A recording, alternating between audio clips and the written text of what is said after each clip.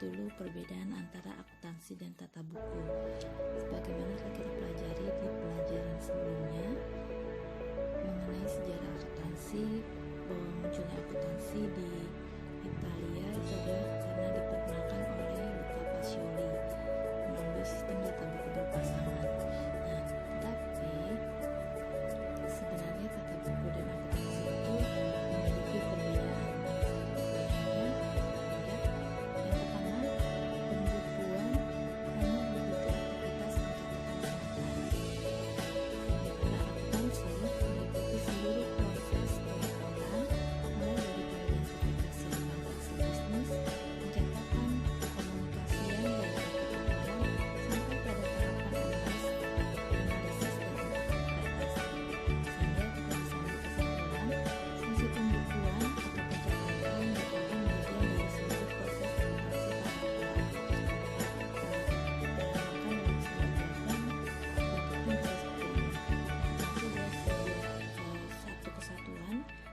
Pembukuan merupakan bagian dari akuntansi itu sendiri. Nah, sekarang kita lihat bidang-bidang akuntansi. Yang pertama ada akuntansi keuangan, atau istilahnya adalah financial accounting.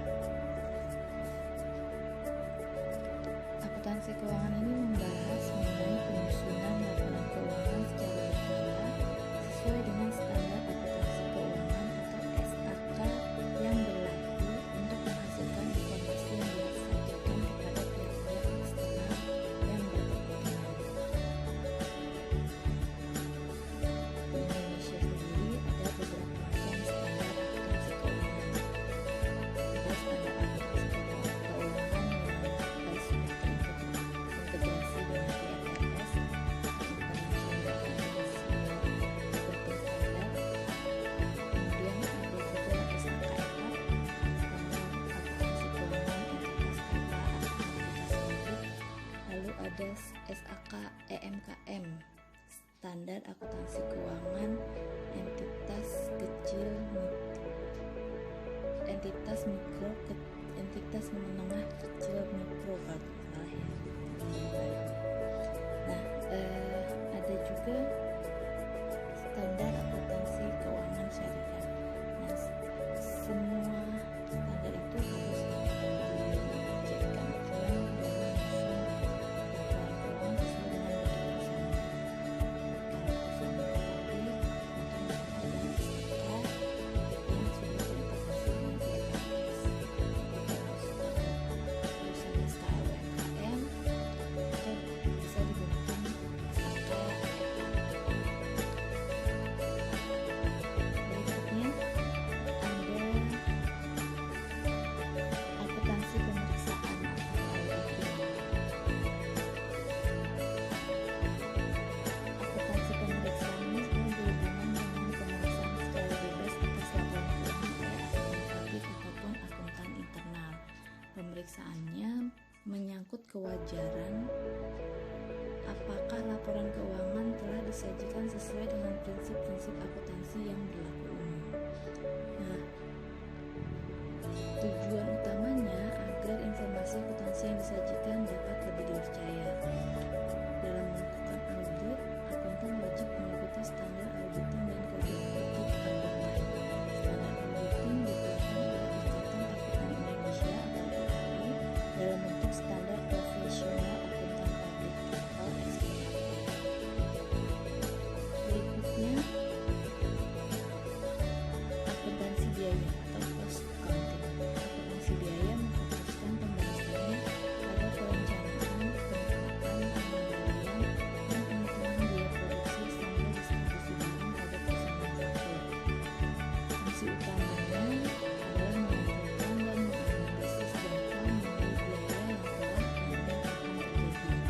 Informasi yang dihasilkan berguna bagi manajemen sebagai alat pengendali atas kegiatan perusahaan, memonitor arus kas, dan mempertimbangkan berbagai alternatif dalam pengambilan keputusan. Berikutnya adalah akuntansi manajemen atau manajemen accounting. Akuntansi manajemen ini merupakan bidang akuntansi yang secara khusus berisi tentang informasi yang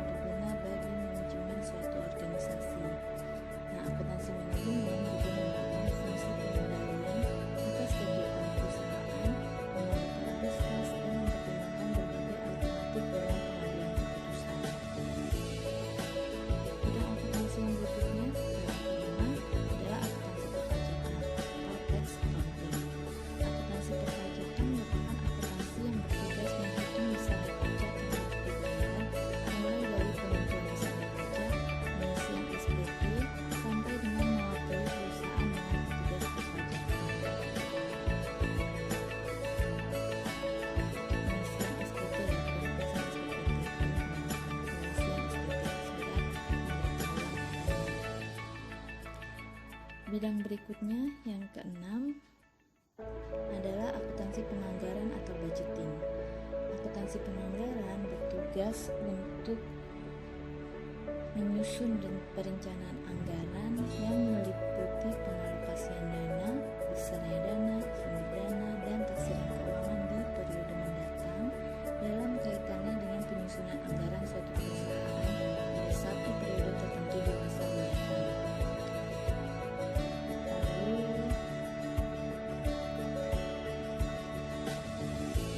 berikutnya, akuntansi pemerintahan atau government accounting. Akuntansi pemerintahan adalah akuntansi yang mengolah dan menyajikan informasi ekonomi pada lembaga atau instansi pemerintah, baik di pusat maupun di daerah, sesuai dengan undang-undang agar dapat digunakan untuk kepentingan umum. Bidang ini juga mencakup pengendalian atas pengeluaran melalui anggaran negara, termasuk di dalam kesesuaian dengan ketentuan undang-undang yang berlaku. Nah, nanti kalian mulai kelas 11 ada pelajaran akuntansi pemerintahan. Berikutnya ada akuntansi syariah atau syariah accounting. Akuntansi syariah ini memiliki landasan utama yang bersumber pada Al-Quran, hadis, dan fatwa syariah yang dikeluarkan oleh Dewan Syariah Nasional. Nah, standar akuntansinya juga sendiri. Seperti tadi sudah disebutkan, ada standar akuntansi keuangan syariah untuk bisnis-bisnis yang berbasis pada syariah. Yang terakhir adalah sistem akuntansi atau accounting system. Sistem akuntansi ini merupakan bidang akuntansi yang khusus bertugas menciptakan langkah-langkah atau prosedur akuntansi dalam suatu perusahaan. Sistem ini menyediakan informasi keuangan dan keuangan yang diperlukan untuk pelaksanaan kegiatan organisasi secara efektif. Jadi ada 9 bidang akuntansi. Berikutnya, profesi akuntan. Nah, siapa yang mau jadi akuntan? Untuk jadi akuntan, tentunya ada tahapan yang harus dilalui. Nah, kalau kalian selesai dari SMK nanti, kalian harus menempuh pendidikan S1. Setelah menempuh pendidikan S1, kalian harus kuliah lagi di atau melanjutkan pendidikan di pendidikan profesi akuntansi atau disingkatnya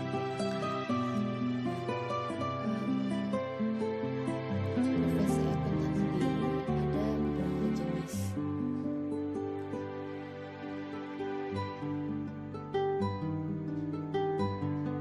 Yang pertama adalah akuntan pendidik. Akuntan pendidik adalah akuntan yang bekerja pada lembaga pendidikan yang tugas utamanya mengajar dan mengembangkan ilmu akuntansi. Nah, seperti akuntan-akuntan yang mengajar jadi dosen itu disebut juga sebagai akuntan pendidik. Berikutnya ada akuntan publik.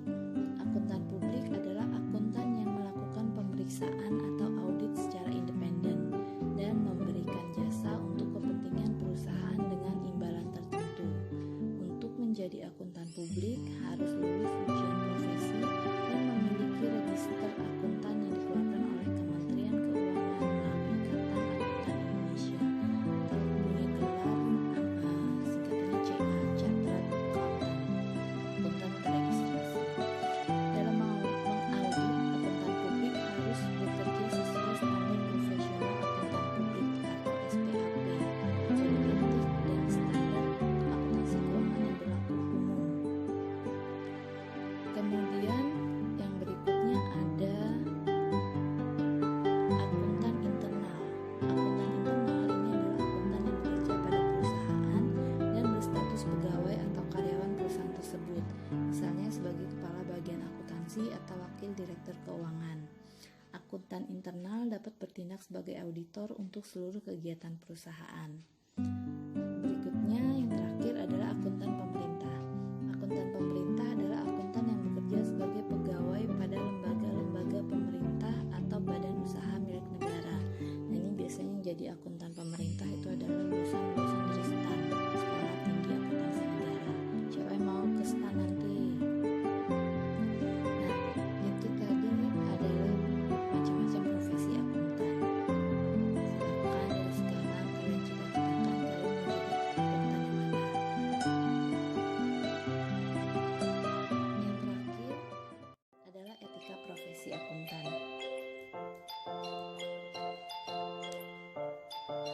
di dalam setiap pekerjaan pasti ada etika profesinya, entah itu akuntan, entah guru, entah dokter, semua punya etika profesi masing-masing. Nah, dalam setiap pekerjaan punya tanggung jawabnya masing-masing. Sebagai seorang akuntan, tanggung jawabnya tidak hanya terbatas pada kepentingan klien atau pemberi kerja. Yang menjadi pembeda antara profesi akuntan dengan profesi lain adalah kesediaannya menerima tanggung jawab untuk bertindak bagi kepentingan publik. Jadi seorang akuntan itu nggak boleh bertindak cuma untuk kepentingan si pemberi kerjanya, tapi juga tanggung jawabnya kepada masyarakat luas.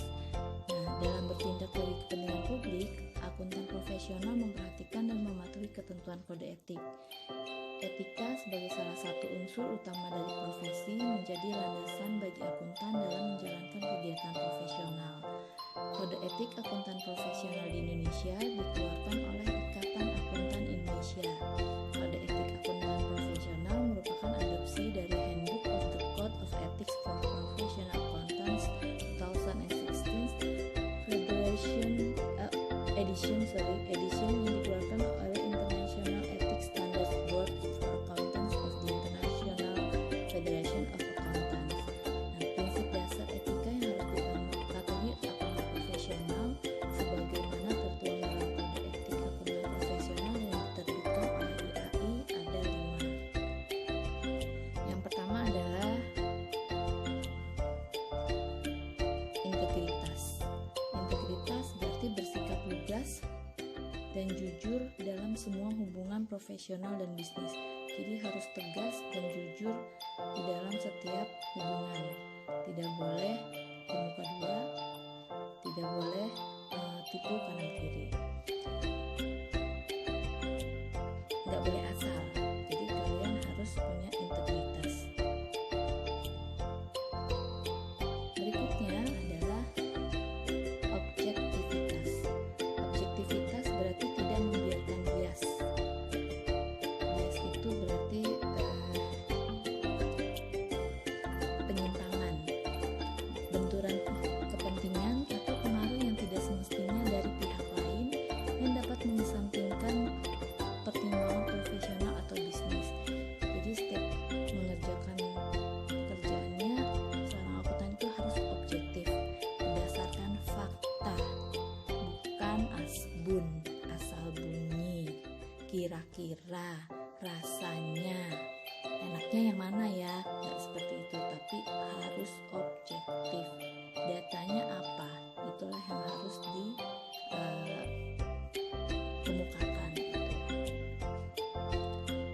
Berikutnya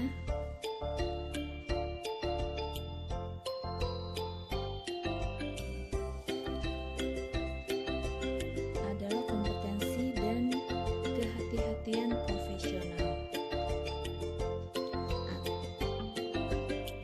Kompetensi dan kehati-hatian profesional berarti menjaga pengetahuan dan keahlian profesional pada tingkat yang dibutuhkan untuk memastikan bahwa klien atau pemberi kerja akan menerima jasa profesional yang kompeten berdasarkan perkembangan praktik, peraturan, dan teknik mutakhir, serta bertindak bersungguh-sungguh dan sesuai dengan teknik dan standar profesional yang berlaku. Nah, akuntansi itu sendiri adalah suatu bidang ilmu yang dinamis. Dinamis berarti selalu berkembang mengikuti perubahan zaman. Jadi dari dulu sampai sekarang itu selalu ada perubahan dalam akuntansi. Nah, tidak statis, tidak yang gitu-gitu aja. Makanya kalau kalian hendak terjun di bidang akuntansi, kalian harus selalu jadi orang yang up to date, tidak malas untuk membuka diri terhadap perkembangan informasi, baik ilmu akuntansi itu sendiri maupun teknologi. Karena sekarang untuk posisi akuntansi sendiri, pekerja-pekerja di bidang akuntansi sendiri itu sebenarnya mulai berkurang gitu ya, mulai banyak yang tergeser oleh software.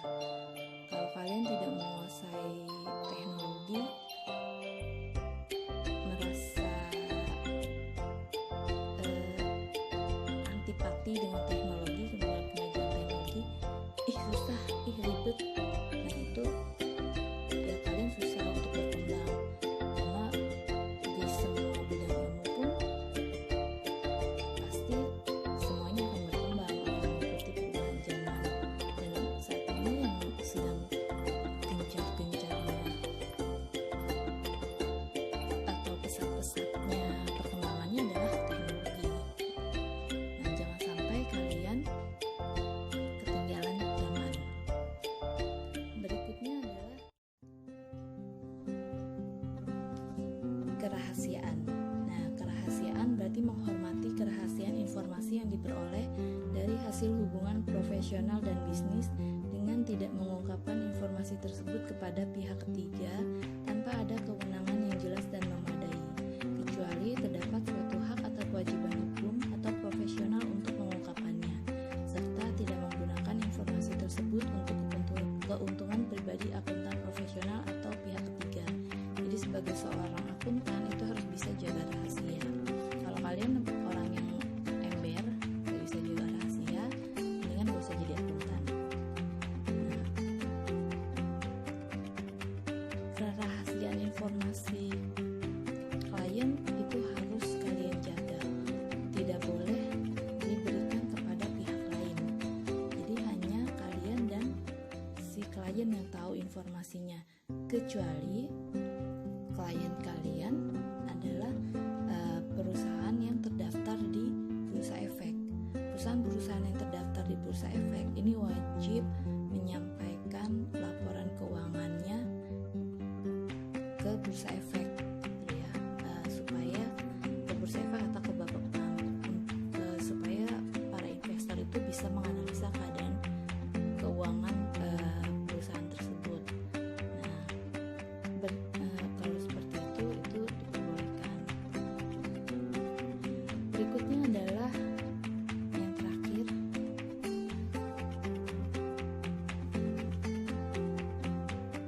perilaku profesional.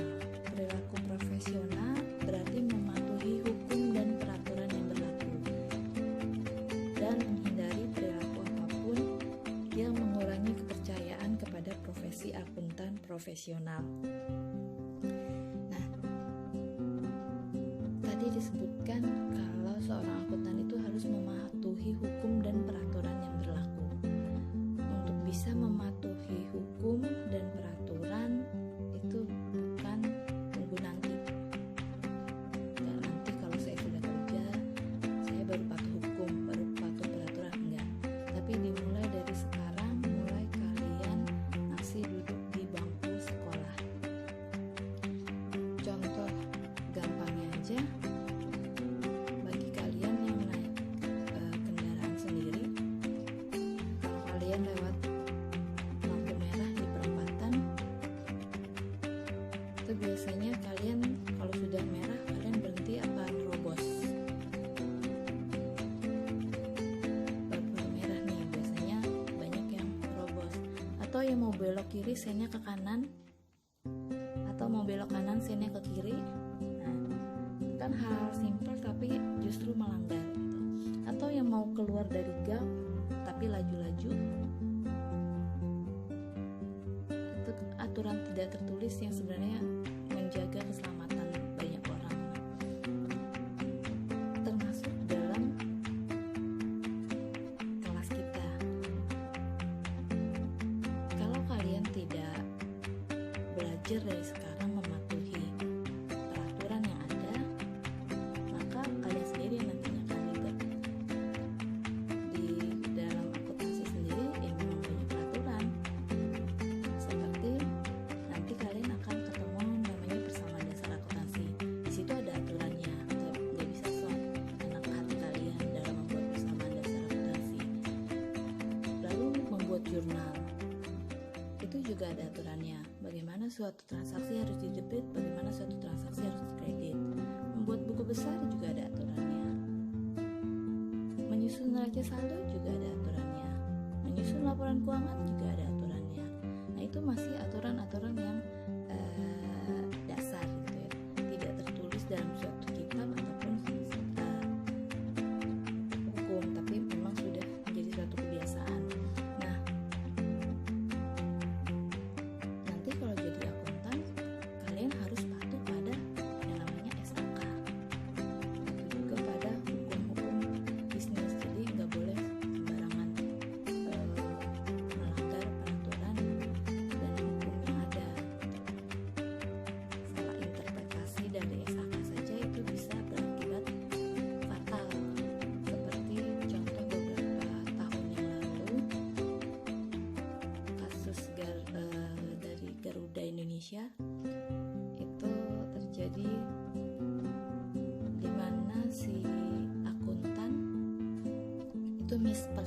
terhadap